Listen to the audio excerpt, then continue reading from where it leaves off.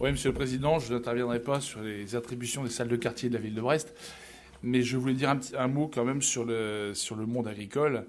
Et effectivement, nous avons vécu la journée d'hier tous, suivant les endroits où nous nous trouvions.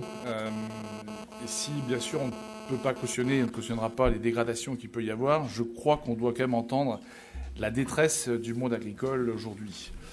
Et c'est vrai que lorsque des routes, des ronds-points sont bloqués, ça peut perturber.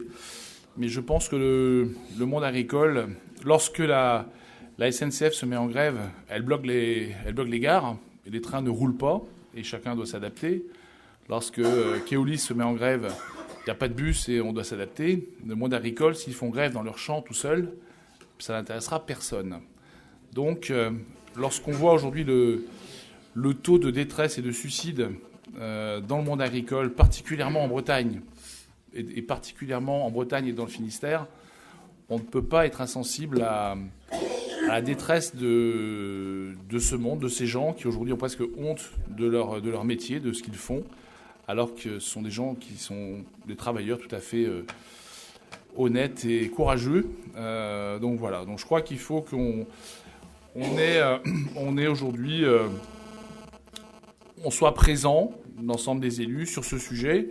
On est peut-être moins concernés dans une zone urbaine, mais ne sommes-nous pas une métropole qui doit avoir un rayonnement sur l'ensemble de notre territoire?